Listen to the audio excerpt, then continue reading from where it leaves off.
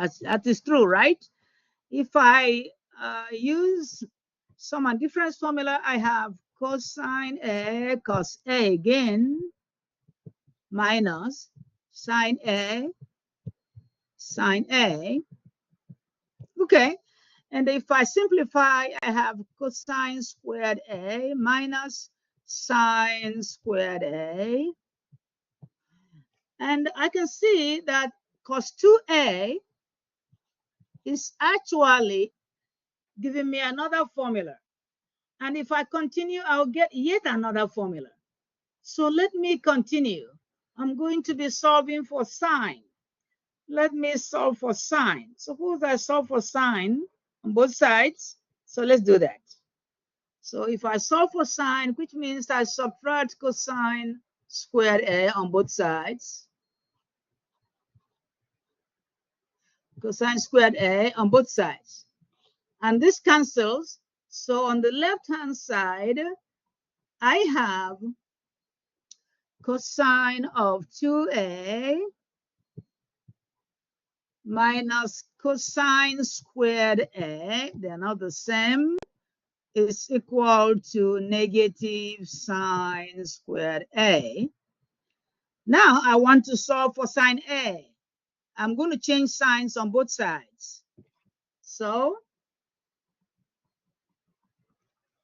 okay, so if I change signs on both sides, then I'll end up having cosine squared A minus cos 2A is equal to sine squared A. Then if I find the square root of both sides, plus or minus square root of the quantity here, I have cosine squared A minus cos 2A. So I have sine A can be this. Also sine A can be this. I can, let's go back. Let's see this. Okay, I want you to see that, remember there's 2 there, so I have, I gotta put 2 there, but let's replace cosine squared A with something. We already know that sine squared A plus cosine squared A is equal to 1.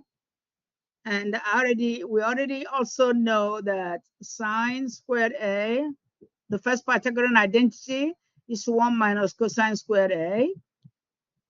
If I square both sides, I have sine A is equal to plus or minus square root of 1 minus cos squared A. Okay, so when you finish solving all this, you will notice that some can replace each other. All right, what I'm going to let you do is when you are given the question, you will use the formula sheet. That's one thing, but let's solve a question like this. That way you will know what to do. Let's go to a question like this, loaded with a double angle formula. So question number 21 is loaded with double angle formula, same as 22.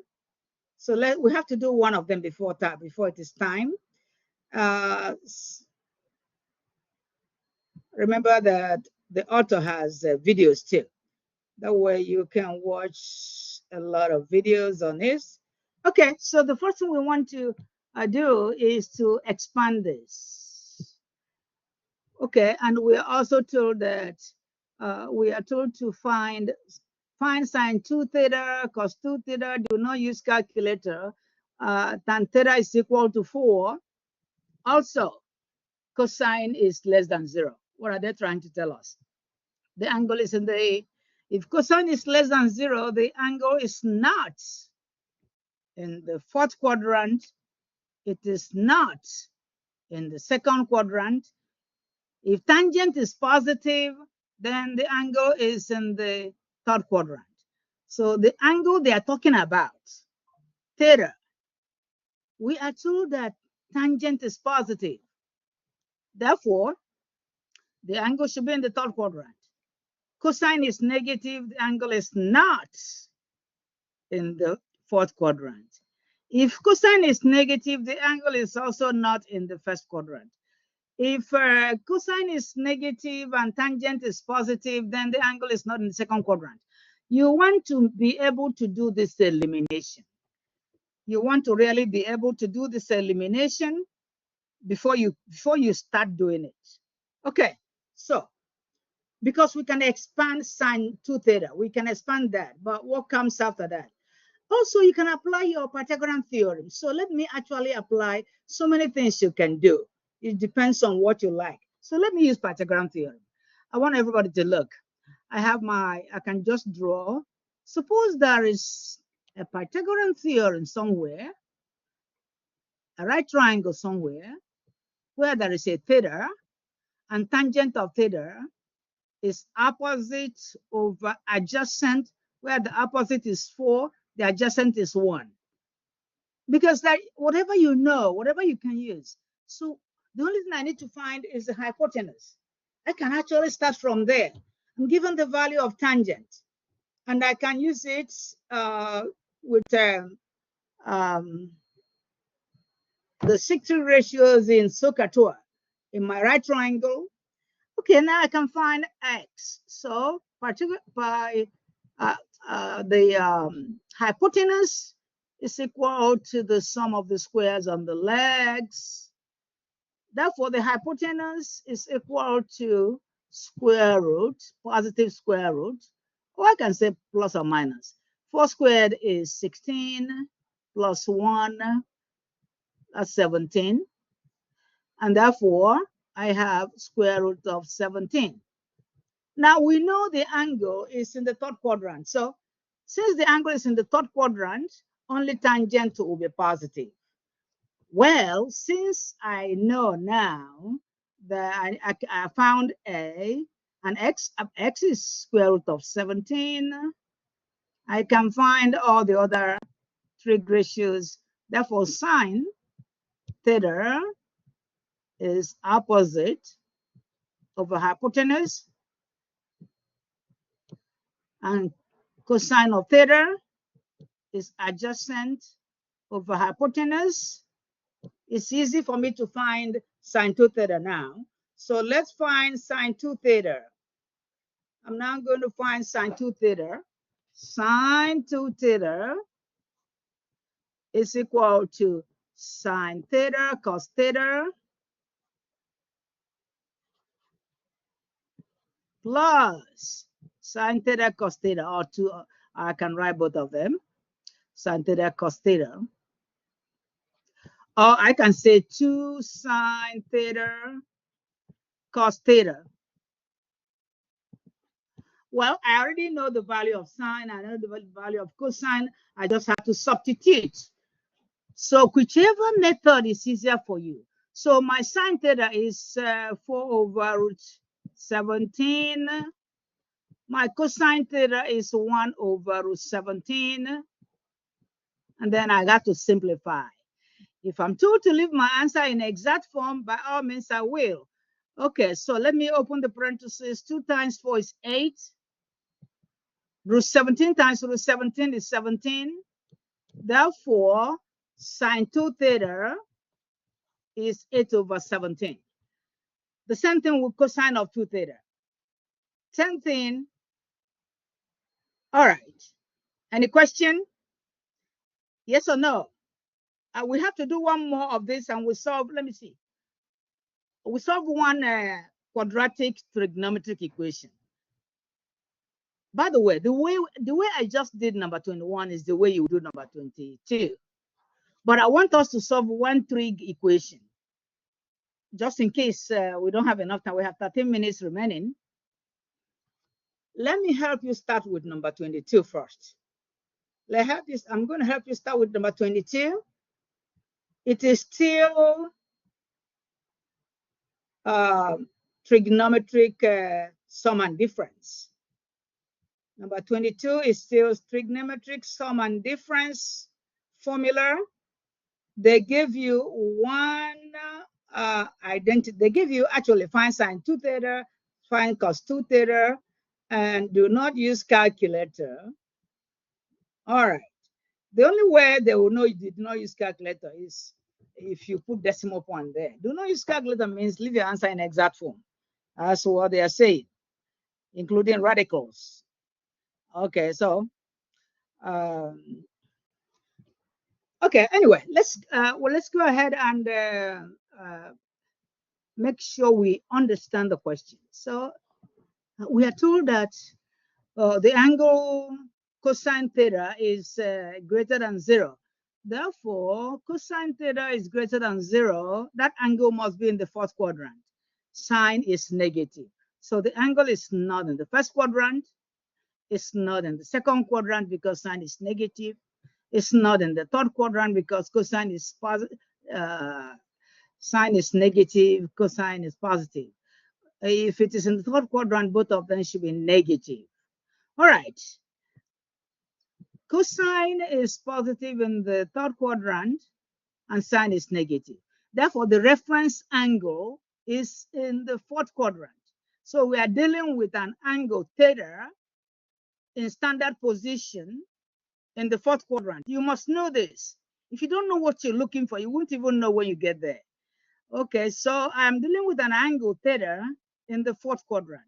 So now I know that in the fourth quadrant, I know that all students take calculus, ST. Okay, so one thing I do know is that the other sine and cosine, by the way, they give me something else that will give it as a clue. Another clue is that even though the angle is in the fourth quadrant, they give me the ratio of sine. That works so well. So this is theta. I like using right triangle, but you can use something else if you like. I like using right triangle. So the clue I have is that sine theta is negative root 2 over 9, opposite to theta root 2 over hypotenuse. Don't worry about negative. I already know that this angle is in the fourth quadrant. So don't worry about negative. All I need to find is the missing side. If I find the missing side, the work is done because I can find the cosine. All right, so let's go ahead and find the missing side by Pythagorean theorem. So 9 squared by Pythagorean theorem is equal to leg squared plus leg squared. The square on the hypotenuse side is equal to the sum of the squares on the legs. All right, so this is 81. Square root of 2 squared is 2. I throw it to the left, minus 2 is equal to x squared. 81 minus 2 is 79. And so I can rewrite it as x equal to plus or minus square root of 79. If you don't agree, let me know. If I screw up, if I make a mistake, let me know. So I have x equal to square root of plus or minus square root of 79. Then I'm going to redraw this here. All right. The missing side is x square root of 79. The hypotenuse is 9. The opposite to theta is root 2. Well, I'm done because I already know everything in this right triangle. So I now have to expand cosine of 2 theta and cosine of 2 theta. So let me expand cosine of 2 theta quickly, and then the rest is history. Okay, so let's do that. So let's expand cosine of 2 theta and sine of 2 theta and substitute what we have and simplify. Okay, because we are told to solve for 2 theta. So I'm looking for sine 2 theta. Okay, so sine 2 theta. Be careful what you're looking for. I'm told to find sine 2 theta, right? That's what I'm looking for. So sine 2 theta is equal to sine theta, sine theta. I mean sine theta cos theta. So I can have 2 sine theta cos theta. And I already know sine. Okay, I know the triangle already. So 2 multiply sine theta Opposite over hypotenuse, that is root 3/9. Cosine of theta is adjacent over hypotenuse, root 79/9. And then I'll simplify. Simplify and get your answer. Make sure that you are not simplify and get your answer. Okay, leave your radicals the way. If I'm looking for cosine of 2 theta, I know that cosine of 2 theta is cosine squared theta, because this is the same as cos theta plus theta, which is cosine squared theta. Cosine squared theta minus sine squared theta. All right, but I already know sine and cosine, so I plug them in here. What is, because the answer told me to find cosine squared theta, that's all. So I'm only finding the cosine squared theta that I'm told to find. So going to this triangle that I found, all right, what is cosine theta? Adjacent over hypotenuse, root 79/9 over 9 squared, 79, minus, what is sine squared theta? Sine squared theta, first of all, what is sine theta? I have opposite over hypotenuse, root 3/9, then square it. All right, so the job is actually done. So square root, so I'm going to have 79/81 here, minus square root of 3 squared is 3. Square root of 9 is 81. And I have 79 minus 3 will give me 76. 76/81 approximately will be my answer for cosine 2 theta. So I was told to find type an integer or simplify a fraction. So simplify this fraction and put it there, because my answer, the question is not asking me for any other thing but find sine 2 theta or cos 2 theta. Anyway, there's something here. I hope you know that this angle here is the same as you can have 180. Sine 180, 80 plus 180. Cosine 180 plus 180. So I think, what do we have? We got 4 minutes. That 4 minutes is enough to solve one quadratic. You can solve this one. But let's go and find one quadratic trigonometric equation. All right, this one looks good. I told you why I put this here. It's so that we can minimize what we are going to be dealing with in the next 2 weeks. Because in the next 2 weeks, we are going to be doing the polar coordinate, the